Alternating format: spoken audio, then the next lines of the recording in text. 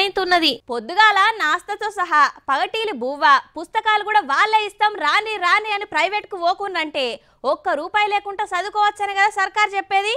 కానీ సర్కార్ బాలే కూడా ఫీజులు కట్టిస్తున్నారట. ఫీజు కట్టినాక అది సర్కార్ బడి ఎందుకైతుంది? ఇంతకు ఆ సర్కార్ పెట్టిన ప్రైవేట్ బడి సంగతి ఏందో చూద్దాం. జగిత్యాల జిల్లా కట్కాపూరి స్కూల్ బల్లే వీళ్ళ బుజ్జి 3వ తరగతి చదువుతున్నదట. నెలకు 700 కట్టాలంటున్నారట. వీళ్ళు కట్టకపోయే వరకు పిల్లని ఎండలని నిలబెట్టిరట. ఇక పరీక్షలు రాయనీయకుండా హాల్ టికెట్ ఇయ్యకుండా ఇబ్బంది పెట్టినరట.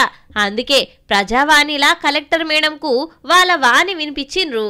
గవర్నమెంట్ స్కూల్లో పాపకు ఫీజు ఇవ్వమని వేధిస్తారు. పాప 3rd క్లాస్ అవుతుంది. నెలకు ₹700 చొప్పున ఫీజు అడుగుతారు. స్కూల్లో విద్యా వాలంటీర్ పెట్టుకున్నారు 4 గవర్నమెంట్ టీచర్ 3 ఉండగా ప్రైవేట్ టీచర్ 4 పెట్టుకొని నెలకు 700 చొప్పున ఫీజు అడుగుతారు.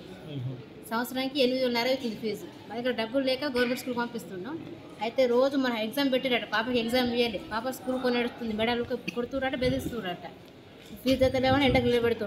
బల్లే 4 సర్కార్ టీచర్లు ఉన్నారట గాని మళ్ళా ప్రైవేట్ గా టీచర్లను తీసుకున్నారట. తీసుకుంటే మీరు సర్కార్కి వెళ్ళి బిల్లులు తెచ్చుకోవాలి గాని పిల్లల కానుంచి ఎట్లా వసూలు చేస్తారు? అయినా ఫీజులు కట్టే స్తోమతుంటే సర్కార్ బళ్ళు ఎందుకేస్తాం? మేం కూడా ప్రైవేట్ లాగా దోలకపోదుమా అని అడుగుతున్నారు బాధితులు. అది కూడా నిజమే కదనుల్లా. నెలకు 700 అంటే ఏడాదికి 8,000 దాటుతున్నది. మేమెందుకు కట్టాలే అని నిలదీస్తున్నారు. వాళ్ళన్న దాంట్లో కూడా నిజమే ఉన్నది కదనుల్లా. పులిని